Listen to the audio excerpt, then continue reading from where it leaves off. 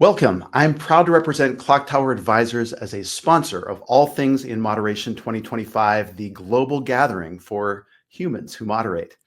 This year's conference, themed Restoring Third Spaces, takes place virtually from May 14th to the 16th, bringing together participants from across time zones and around the world. In a time when division and misinformation are everywhere, our online communities have become the new third spaces, places where people connect, collaborate, and belong. But these spaces only thrive when they're thoughtfully moderated.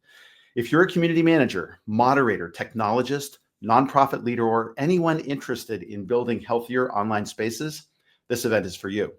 All Things in Moderation is where you'll find practical tools, fresh perspectives, and a global network of peers who care about the same challenges that you do. You'll be hearing from leading voices in the field and leave with actionable strategies to make your own communities safer, more welcoming, and more resilient. If you care about the future of digital communities and the real-world impact they have, you don't want to miss this. Now, I'm excited to introduce my guest today, Venessa PAECH, the founder and organizer of All Things in Moderation. Welcome, Venessa. Hello. What a spectacular introduction. Thank you. Oh, well, thank you. I wrote it a little bit earlier in the day, and hopefully it comes across really nicely for everybody. Venessa, it's a terrific event. I'm super excited to be a sponsor of what you're putting together here. This is the third All Things in Moderation event, isn't it? Yes, it is. Yes. So year 3, 2025. And I must say we are honored and delighted to have you and Clocktower Advisors and your team on board as well. I think it has been really interesting to know, but also sort of very quite striking to see who has been really supportive of this endeavor and who's really, I think, quite values aligned in terms of wanting to champion the craft of nurturing those safe spaces and those thriving spaces, understanding that it doesn't happen magically, it doesn't happen by itself, that there are humans, yes, with tool sets, but there are ultimately humans doing that stewardship. And so I thank you so much for your support. It's really easy to support something that is convening a global conversation around topics that are so important to building healthier online spaces, because there is so much unhealthiness in online spaces in our contemporary global society right now. So, Venessa, I really curious to know sort of what was the origin story behind the event. Like, what inspired you, and I assume maybe some others were involved with creating this global conference. Yeah, absolutely. I love a good superhero origin story. Look, I suppose in a perfect world, this sort of a gathering might not necessarily be necessary. Not that it's always pleasant to gather and exchange ideas and get to know one another better and swap insights and experiences. I think there's always room for that, of course, as a community of practice. But I think putting out a beacon, sort of the bat signal, if you like, just to continue the superhero metaphor, about moderation specifically. In a way, it's a shame we have to do that, but I do think its time is now. So I suppose the origin, look, I've been in online communities and community management, and obviously encompassing of that moderation and governance as well, for a very long time. So across a few decades, working across very different organizations, inside big corporates and big multinationals, sort of owning the community function, all the way through to consulting, working with nonprofits, government. So I've sort of been, the community consultant, the community boss within an organization. And as part of that work and building a community of practice in my region, so I'm in Australia and sort of across the Asia Pacific, had the good fortune to create and co-found Australian Community Managers, which is our peak body for that community management practice in the region, and also Swarm, which was our national conference for a decade or so to bring community professionals together around these things. And of course, moderation is on those agendas. It always is, or governance forms a part of that program and that complement of discussion. But if you're talking about the entire depth and breadth of community, of course, there's a lot to cover, and you can never cover it all in one gathering anyhow, let alone really devote the time that you maybe want to need to those pet topics, to the areas that you really want to get into the weeds more on and really go deep into the actual work and the craft and the nuance.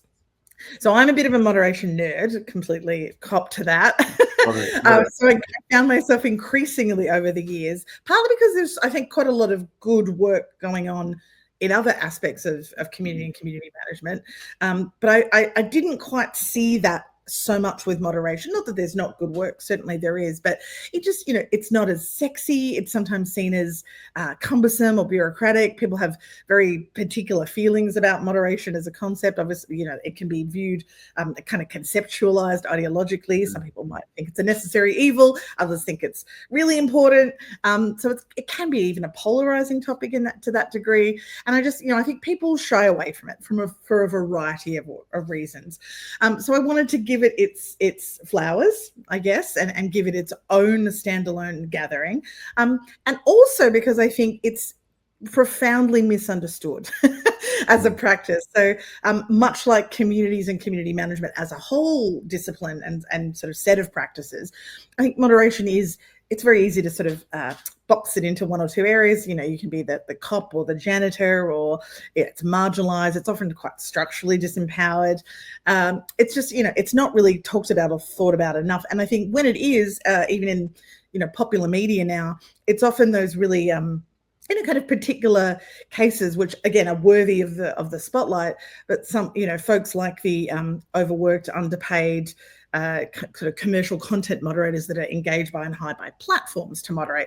Their stories need to be told for all sorts of urgent reasons. You're talking about the big social platforms, right?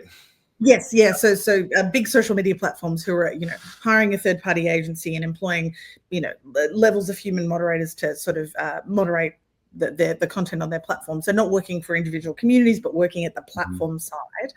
And those folk, quite notoriously now, if you go and have a bit of a look out there, a lot of really excellent journalism and excellent academic research has exposed the kind of conditions they work under, the sort of conditions they face, and just some pretty appalling stuff, really. So that takes up a lot of the conversation, as it should. But the rest of the world of moderation, which, as we know, is really diverse and nuanced, doesn't kind of get a look in. And I think that we think of moderation as very reactionary, when actually it's very proactive, it's preemptive, it's pro-social. I actually think you could probably describe all of community management as moderation, if in some fashions, right? Absolutely. It is all about that governance, the stewardship of that engagement. All of that is the work of strategic social intervention and massage and all that relational work. So I was a bit sick of moderation getting a bad rap, or just not being on the agenda at all. Being very misunderstood and I think oversimplified, in a very reductive kind of way. People sort of thinking moderators as cops, or people that just want to delete censorship. Moderation is censorship. Bunch of killjoys, right? Yes, yeah. And we know there's aspects of truth to those are real experiences that people have, certainly. But we know, as people who are on the front lines of digital social spaces, that there's so much more to it. And I've just seen so much amazing work and been involved in communities where there's extraordinary moderation going on, that trauma-informed moderation, incredible, thoughtful, intentional, amazing governance design, risk mitigation, pro-social stewardship, just some really clever, amazing stuff that generates really great outcomes for those communities, for those organizations that host those communities. And I wanted to give, again, the practitioners that do that work their moment in the sun and say, this is important work. And not just that, and here's the big reason I created this conference, everybody can learn from this. I think all of us, as we're sort of reckoning with the state of the internet, imperiled as it is in very, very many ways, and looking, I suppose, asking hard questions about how we might refashion it or retool it and reconstitute a different shape of a social web. Now is the time to elevate those voices of those folk who are in the trenches, who are doing the work, who doing the nuts and bolts of moderation on those front lines, that have so many insights to share. I love it. So this year's theme is about third spaces. And if you think about the idea of a third space, it's like your area coffee house or a church or some place other than your home or your work. And when we talk about digital third spaces, the online communities that we moderate tend to be those spaces. I'm wondering how you lighted on that particular theme for this year, and why you feel that it's particularly well timed for this point in our history, I guess. Yes. Yeah, it's a great question. So the first couple of years, I think I got very enthusiastic. I wanted to tackle all of the things and all the topics. So year one, we really didn't have much of a theme. It was just, is this a viable idea? Who might want to come? Who can we gather together? What might we want to talk about? So it was really kind of a lot of discovery and kind of co-discovery from participants as well. Then last year, we focused on what some experts call the polycrisis. So the state of the world, right? All the different various crisis points and challenges we're facing, be they political, social injustice, climate change, you name it. All of the things we all have to wake up and contend with every day. The world. The world. Right. Yeah. How we moderate through that. And so that includes, how those challenges show up in our communities and so on. And I thought, well, this year, I think, those crises collectively have far from abated. I really wanted to make this gathering this year a space of hope more than anything else. So yes, we will deal with hard topics. There are difficult conversations and some confronting topics in a conference like this, but no less difficult or more confronting than those practitioners deal with in their practice and in their work anyway. Sure. So I guess through that, I wanted to offer, yes, there's a level of group therapy, I suppose, when you come together and say, oh, this is really bad. Yes, I feel you. I know it's bad too. And you find your tribe in that solidarity. But I really wanted people to come together and say, oh, that is an incredible approach. I never thought of that. I am absolutely going to take that into my community. That gives me so much hope. And so much optimism to go and excitement even to go and deal with these challenges we're facing, or what an incredible case study, or that really helps me articulate the value of moderation in a new way. So we really wanted to focus on this idea of these critical spaces that, our folk help build and constitute together as the spaces to sort of call out what that value is, and then unpack how we build them. So, what makes a good third space? What are great case studies and examples? And can we kind of, slice in on the science of that a little bit to understand what's out there, and also just to look at some good news, so that we do have a lot of, again, confronting topics, but we also have amazing success stories at this year's conference. So really incredible stories of social networks and online communities that have endured all, weathered the storms and are still are being run ethically, people doing good work, not without challenge, of course, but doing great work, providing that third space, creating belonging, creating a sense of psychological safety, and kind of proving that it can be done, putting light to, that notion or assertion we sometimes hear from, particularly, the sort of the broligarchs and the big social folk out there who sometimes will say, oh, yeah, it's all clear. I can't claim that, but it's a great term, right? Yeah. This idea of, that it's too hard. It's a waste of time. Moderating is meaningless, or it's censorship, or, we're just going to throw it in the bin. It's not important. And we want to say, actually, it is. We've got proof. There's so many great examples, and we can build this better social web with or without those folk. Right. I love it. So Venessa, can you give any kind of maybe preview of maybe some of the topics that are going to come up at the event, or any particular speakers you want to highlight as that are going to be attractions for the event? Yeah, absolutely. I'm so excited. So as you mentioned in your introduction, we're very proud that this is a very global event. Another real goal of this was, to really try to elevate and find voices that don't get on the stage very much, that have incredible work and insights and lived experience to share. And particularly from areas that are underrepresented as well. So areas like the Global South. So we have a huge array of amazing folk. We have a couple of examples. We've got an amazing social scientist, and she's actually a trained psychologist as well, and a community builder, called Dr. Ruth Diaz. Go and look her up. She's just incredible. She's actually done some amazing stuff. She has done this multi-year study called the Troll Project, where she went and interviewed thousands of trolls in VR and has unpicked their psychology. It's amazing. But she's a practitioner of resilience training and things like this, and she talks about this idea called conflict resiliency. So you probably heard the idea of conflict resolution, right? We want to kind of make things abate, calm down, quieten down. Let's put everybody back in their boxes and calm things. She encourages us through her work and her practice to kind of lean into the gray areas, lean into the fact that it's always gonna, human is conflict's always going to be there. It's messy, it's real. Sometimes it's actually a signal of quite a vibrant, healthy community. So how do we then understand that? What are some techniques and frameworks to manage that resiliency for us as community managers or moderators, but also for our community members? How do we build a more resilient environment that allows us to weather that as a community, which actually often ends up deepening those bonds and deepening that sense of belonging? So she's going to present a bit of a kind of a provocation on that, and then a really hands-on workshop using all of her psychology training and all of her experience across really diverse platforms and environments to build that resiliency. So that's like a good example of something very practical and a sort of maybe a new set of ideas and a new set of frameworks that a moderator or a community manager can go away and operationalize in their community. That's very exciting to hear about. I definitely want to catch that session and the workshop as well. It resonates powerfully with me because I've always been of the opinion that humans have conflict. That's just what we do and what we are. It's not a matter of avoiding it, but it's a matter of navigating the uncertainties of that in some thoughtful way. And I think sometimes when people have those conversations about safe spaces, which can be a sort of, again, a polarizing term for some, but this idea that safe as homogenized or neutered or kind of somehow it doesn't sanitize, right? Yeah, right. It's not real, it's not human, and that would be true, right?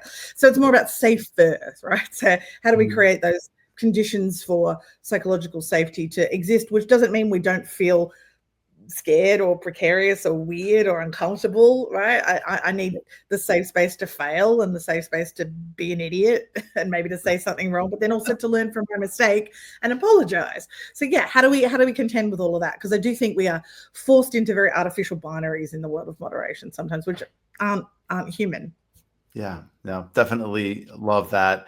I have to say, I'm really excited about the panel that I'm going to have an opportunity to facilitate, early in the session because we're U.S. time. It's going to be an evening, our time, but it's going to be a wonderful conversation about making welcoming spaces for those who are underaged, under 18, in broader digital communities that are open to all ages.